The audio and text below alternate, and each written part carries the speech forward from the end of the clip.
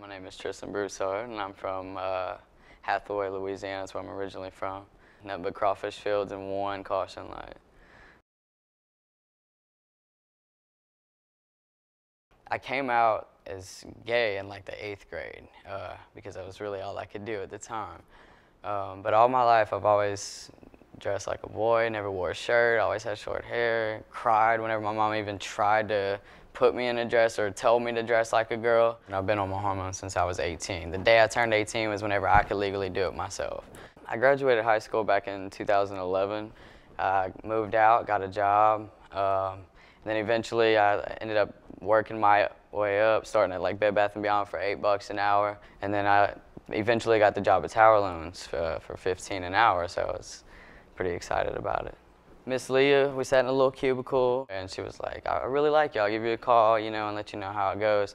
I said, all right. And she said in the next few days. Well, as soon as I left and got on the road, I was maybe 5 minutes down the road, and she called me and said, you know what, you got the job. And, you know, at one point she had told me, man, you're very hands-on, you know, like just for 2 days here, you're doing a lot for, you know, how long you've been here.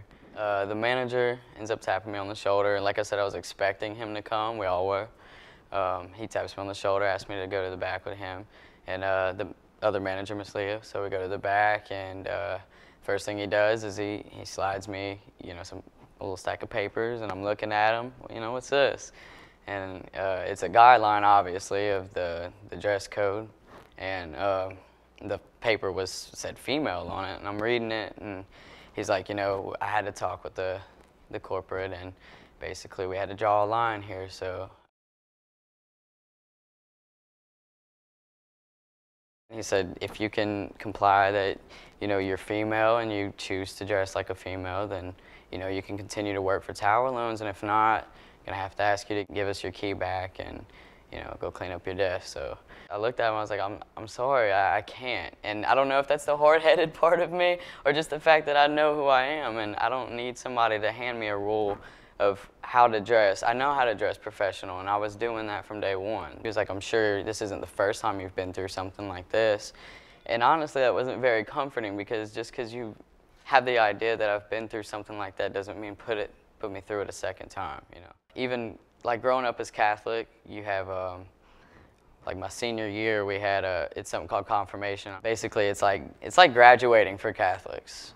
And I had the exact same problem happen. My dad literally called me out of my room, sat me down in the kitchen with my mom next to me, slid me a paper and said, how are you going to dress for confirmation? Because there was a guideline of how you're supposed to dress, and females could only wear dresses, and that was it. A white dress, that was it, you know. And I looked at it, and my dad actually highlighted where it said female.